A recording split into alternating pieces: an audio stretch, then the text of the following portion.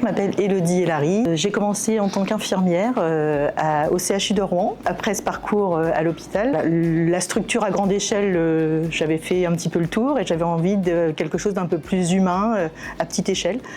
Et du coup, j'ai postulé pour le poste d'infirmière coordinatrice à la résidence Saint-Joseph. Mon rôle d'IDEC au quotidien, c'est la coordination du parcours de soins pour le résident. Je suis un peu le lien entre les médecins traitants, les kinés, les ergos, enfin tous les prestataires extérieurs, plus les familles. Ça peut être aussi les équipes mobiles qui interviennent auprès du résident. J'interviens aussi, évidemment, j'ai un rôle de management auprès des équipes. Il faut être disponible, il faut être à l'écoute des soignants. La différence entre la mission d'infirmière et d'IDEC, c'est vraiment l'infirmière va être vraiment au plus proche du résident dans la distribution des traitements, dans les soins proprement dit.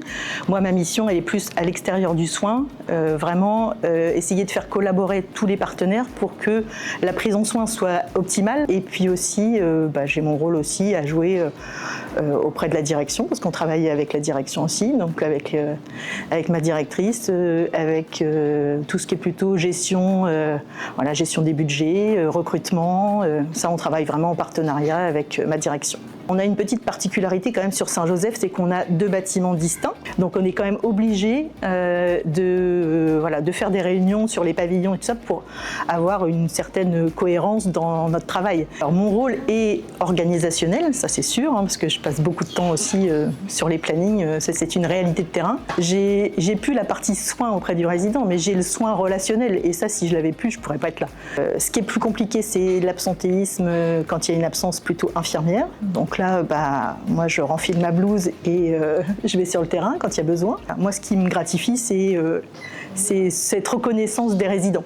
Alors des familles aussi, parce qu'on accompagne vraiment jusqu'au bout et quand il y a la reconnaissance aussi des familles, c'est ce qui est le plus gratifiant dans mon métier. Alors les plus grands défis du métier, déjà le manque de temps. J'ai envie de vous dire que les journées sont pas assez longues, ça c'est sûr. Parfois on aimerait aller un petit peu plus loin, on est parfois, on a des budgets à respecter et on ne peut pas faire autrement, mais parfois j'aimerais pouvoir aller plus loin, pouvoir avoir plus de personnel dans les étages pour améliorer encore plus la qualité d'accompagnement des résidents. On propose aussi tous les trimestres des réunions des familles pour pouvoir justement échanger sur leur rôle en tant qu'aidant, leurs difficultés parfois à communiquer avec des proches qu'ils ont connus et qui ont maintenant des troubles neurocognitifs évolués et dont la communication est parfois difficile. Parfois il y a des gens qui me disent « moi je repars de la résidence et puis j'ai la boule au ventre parce que j'ai pas reconnu la personne qui est en face de moi, je l'ai pas reconnue, c'est pas la personne que je connais ». Donc on a des groupes qu'on anime avec ma collègue IDEC et les psychologues et je pense que c'est aidant pour les familles. Une journée type, j'ai envie de dire qu'il n'y en a pas. C'est ce qui est riche dans mon métier en même temps. Une journée ne sera jamais la même le lendemain.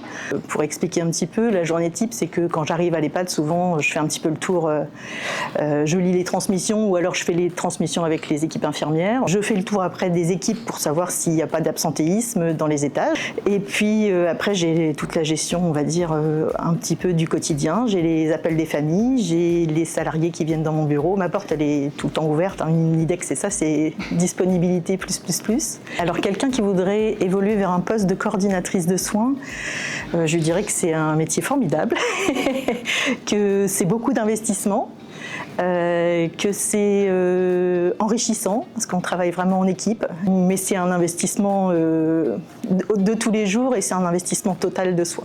Je pense que le fait qu'on ait de plus en plus de mal à recruter fait aussi que nos missions évoluent. Donc, je pense que le métier va évoluer, certes, mais par contre, j'espère que, moi, ce que je veux, c'est que dans l'évolution, on ait toujours une place pour ce côté relationnel avec le résident, qui est le côté le plus gratifiant de notre profession.